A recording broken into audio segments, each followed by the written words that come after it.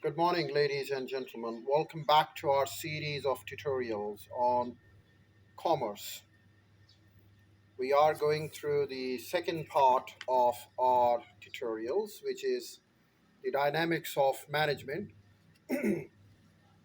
And today we start a fresh chapter by the name of motivating and leading employees. Well, we believe that once when our learners have completed the understanding of this chapter, the motivating and leading of employees, they will be able to describe the nature and importance of psychological contracts in workplaces. They will be able to discuss the importance of job satisfaction and employees' morale and summarize their role in human relations in the workplace.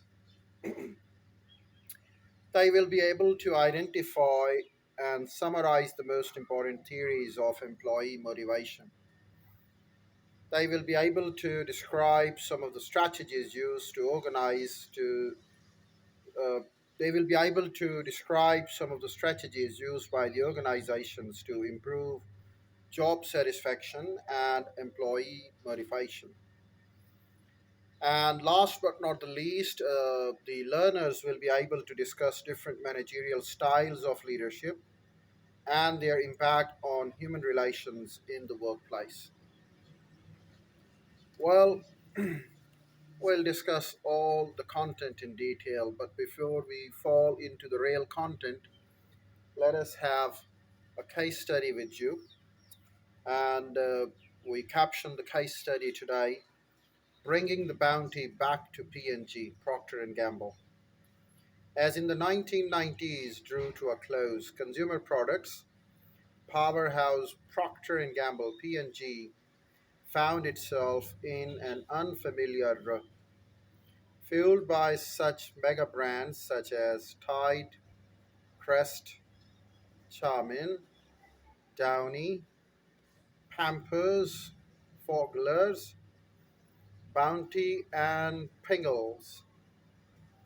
The 1980s had been a decade of phenomenal growth, but in the 1990s, for the first time ever, P&G failed to meet its goal, doubling sales growth each decade.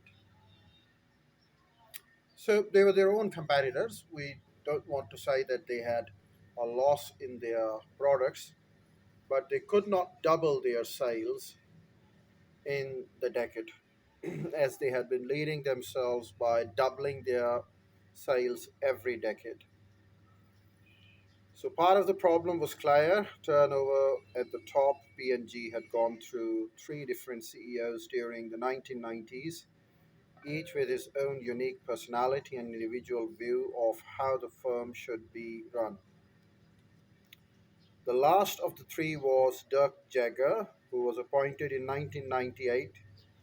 Jagger was an avid recognizer who moved no fewer than 110,000 workers into new jobs.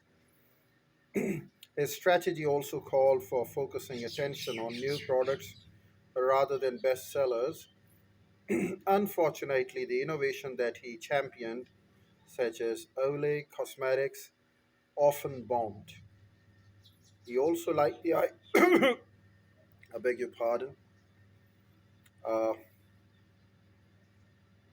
he also liked the idea of putting American brand names on P&G global products, but shoppers in Germany, shoppers in Hong Kong did recognize such brands as Pantene and Dawn, and the overseas sales plummeted. Jagger tried to acquire makers, Warnett Lambert, and American Home Products that dropped the idea under pressure from investors who thought the prices were too high. Under Jagger's leadership, P&G missed earnings targets and lost $70 billion in market value. Uh, to make matters worse, his aggressive personality didn't endear Jagger to P&G employees. Inside Insiders reported that morale was falling daily, and many senior managers uh, felt as if they no longer knew what they were supposed to be doing.